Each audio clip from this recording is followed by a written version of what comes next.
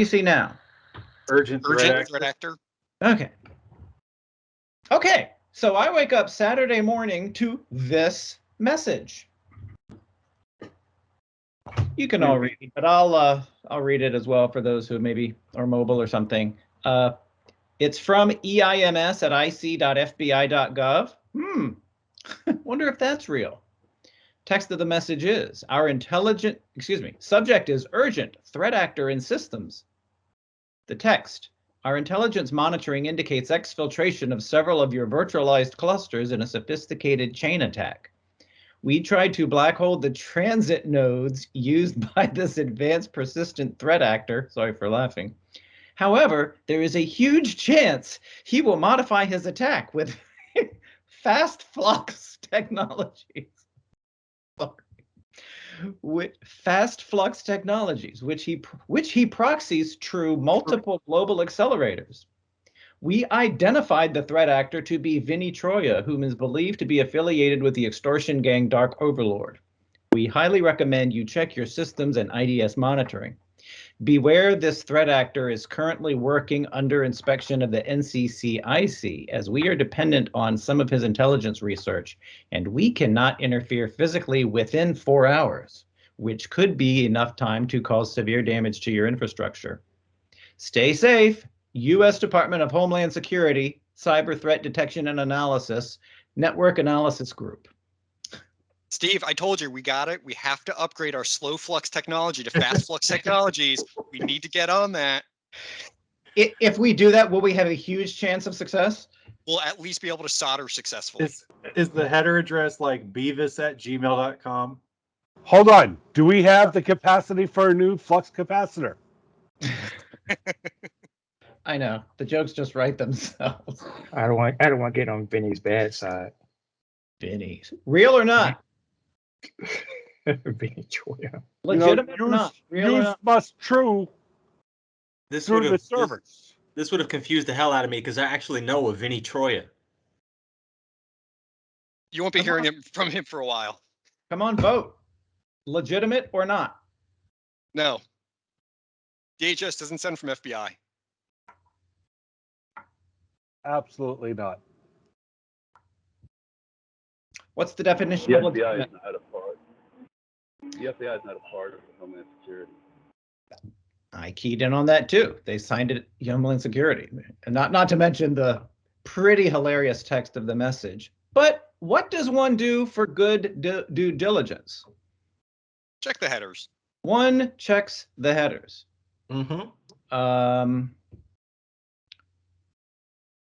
I always do this from the navigator pane. How do I do it from here? Let's just do it the way I would normally do it. View source. Can everybody see this? Well enough. Sorry, probably not easily, but I'll give you the punchline. Well, I'll go through it a little bit, but this is probably too difficult for most people to see. But here's the bottom line. We've got the source IP address 153.119.124.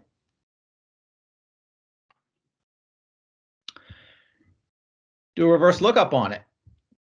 FBI.gov. Do a who is on it. FBI, NCCIS. Criminal Justice Information Security Center, Clarksburg, West Virginia. Now, legitimate or not? You can't it's fudge not. the headers. You can't fudge the headers. Actually, you can. There are ways. There are technically ways. It is pretty difficult to do, but yes, there are ways. You could spoof the IP address and send from a server that's spoofing that IP address, and that would spoof the message headers. The domain tells us in here it's ic.fbi.gov. It shouldn't be IC in there at all. It should be just be fbi.gov. It could be a subdomain. Oh, IC.FBI.gov is a legitimate subdomain. EIMS at ic.fbi.gov is a legitimate FBI Criminal Justice Information Security Center address. And the headers point to legitimate FBI IP space. Yeah, but if you take a look at those headers, I'll bet you find some other information in there that shows where it's coming from is not the actual IP address of that. Lebanon. It's a redirect. Incorrect. Incorrect. Incorrect. Everything in the headers checks out. FBI. It is legitimate from the FBI. SPF passes. DKIM passes. Did it really? That's an encryption. Yeah. Well, it's I still, don't know I what's mean, the just chances as, that this guy at the FBI got himself hacked by falling for a spoof. well, it's the spelling and the wording on it is absolutely not FBI. It's not the kind of message that you'll get from them. Agreed. This is the point I want to illustrate. A lot of times in security, we take one little data point and we say, oh, it's fake, or oh, it's legit. And as in life, reality isn't always as clear, and one has to dig a little deeper. So I go online, I start searching for the text. I know Vinny Troia, so I look him up. You know, he's a pretty well-known cybersecurity researcher. And I get to the root of the matter pretty quickly because it's all over Twitter. So And Reddit. just about every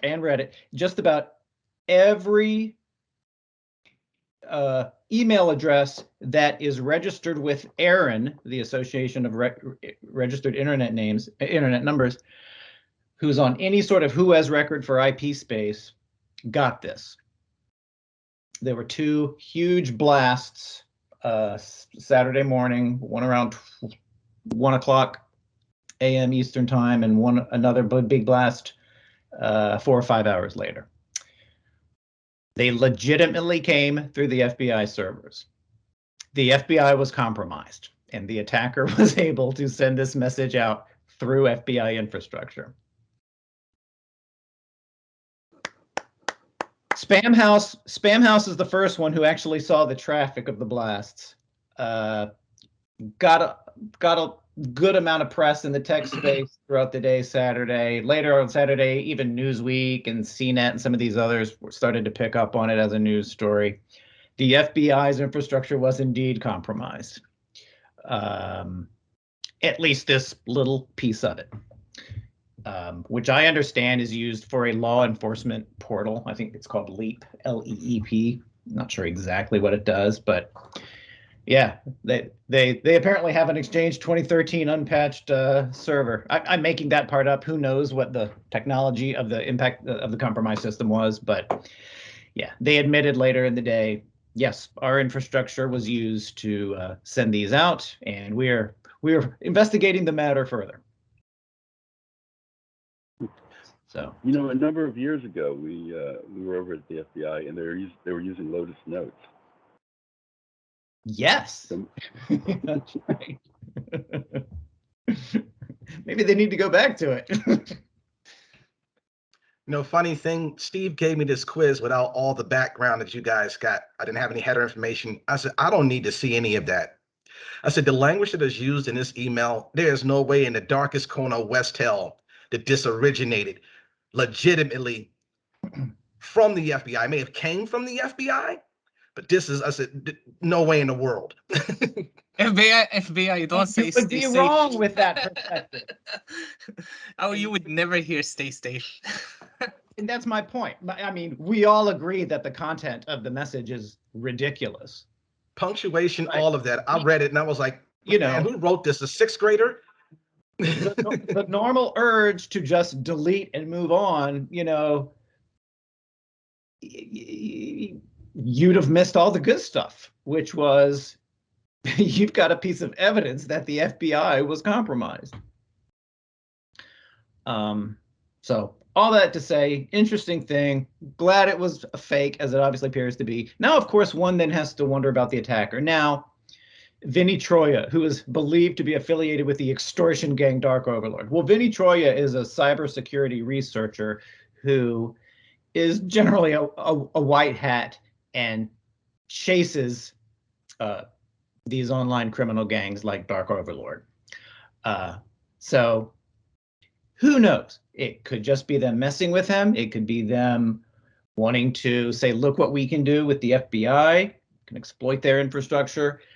It could be one of those cases where everyone is scrambling over here, calling the FBI. What's this email? Blah, blah, blah, blah, blah. While the Dark Overlord gang is really doing something else over here, somewhere else. So all very interesting. I'll keep you guys abreast if I get some updated news on it. But I thought that was pretty interesting. And notable that there's no link, there's nothing to click. It's like, what do they want? Distraction. Yeah, Steve, I think you're right, Steve. I think this was a troll. Again, a troll. They were trolling Vinny. It could be all of the above. It could be a distraction. It could be somebody wanting to undermine confidence in the FBI. It could be somebody who wants to, mess with Vinny. Yeah, I mean, because there is definitely a cat and mouse thing going on with Vinny and the Dark Overlord gang. But the fact that they used FBI infrastructure here just kind of takes this to another level. Could they not think of another better name than Dark Overlord gang? This could be a diversion.